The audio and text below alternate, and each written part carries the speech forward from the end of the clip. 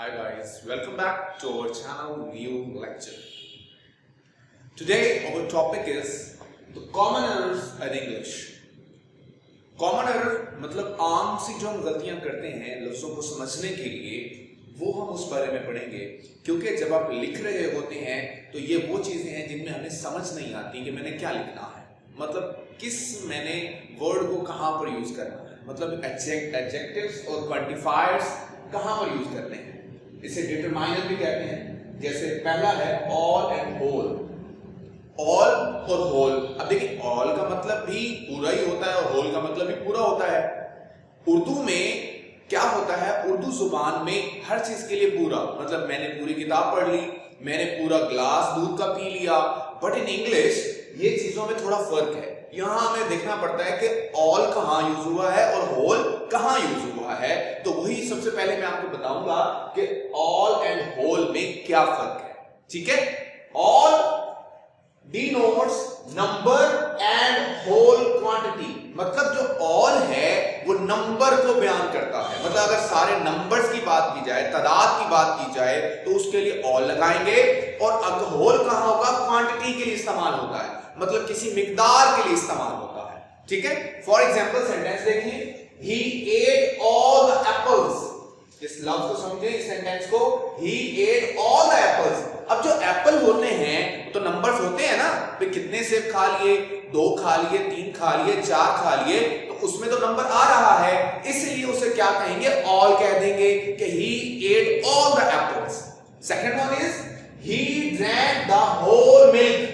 वो पूरा दूध पी गया। अब क्योंकि हम दूध को नहीं गिन सकते, क्या हम कह सकते हैं एक दूध पी लिया या दो दूध, मतलब ये नंबर नहीं है, ये मिकदार, क्वांटिटी। जैसे 1 किलो दूध, ये उसकी क्या हो गई, क्वांटिटी। तो समझ आया, ऑल और होल। ऑल कहां इस्तेमाल होता है, नंबर के लिए, ठीक है, और क्वांटिटी के लिए क्या इस्तेमाल होता है, होल इस्तेमाल होता है। फॉर एग्जाम्पल देखें, यहां पर एक और भी है कि whole also means complete and entire, मतलब मुकम्मल तौर पर जब हम किसी चीज की बात कर रहे होंगे, इंटायर की बात कर रहे होंगे, तो हम क्या लगाएंगे, होल लगाएंगे। जैसे the whole class is fine, the whole class was fine, पूरी क्लास को क्या हो गया, जुर्माना हो गया, तो उसके लिए क्या लगाएंगे, होल लगा देंगे। Is that clear about all and whole?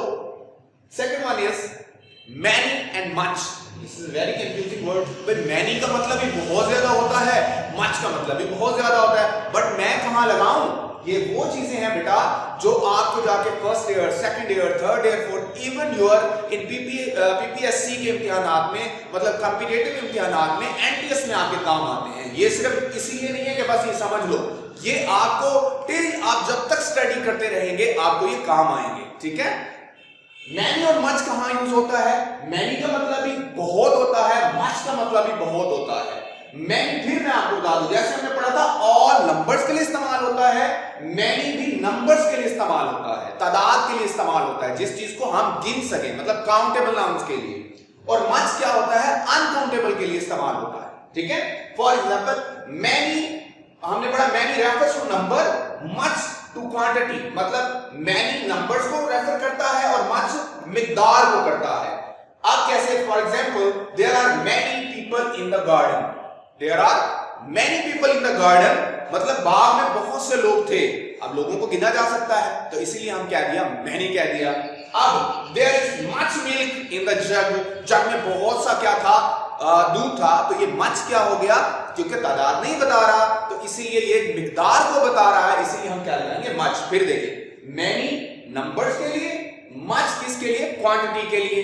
ठीक है, मैनी नंबर्स के लिए, मच क्वांटिटी के लिए। ओके, मैनी क्या करता है, हमें बताता है नंबर के नंबर कितने हैं, और वो बताता है मिकदार। ठीक है, आगे है बच्चे any and some. Any and some, any and some, some का मतलब कुछ, एनी का मतलब भी कुछ, लेकिन कहां इस्तेमाल होते हैं ये हमने पढ़ा।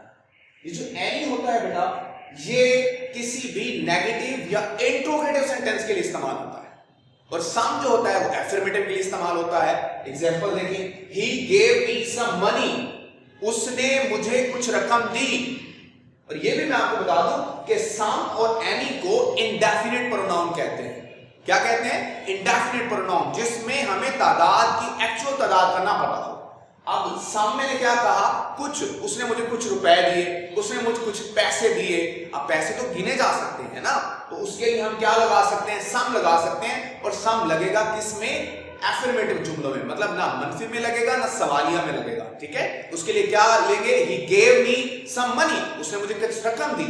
एनी कहां लगेगा, नेगेटिव और इंट्रोगेटिव में। जैसे हम क्या सकते हैं, he did not give me any money, उसने मुझे कोई रकम नहीं दी। Is that clear? एग्जाम्पल देखते हैं, he gave me some money, उसने मुझे कुछ रकम दी।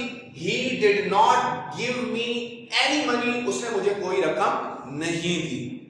These are very very important common errors। अगर आप 9th के स्टूडेंट हैं, 10th के हैं, फर्स्ट ईयर के हैं, सेकंड ईयर के हैं, आप ग्रेजुएशन कर रहे हैं या आप मास्टर्स कर रहे हैं, these are very important, इनको समझना जरूरी है। ये आज हमने आपको 3 बताए, इंशाल्लाह कल हम आपको नेक्स्ट 3 बताएंगे। Okay, is it clear? Thank you so much.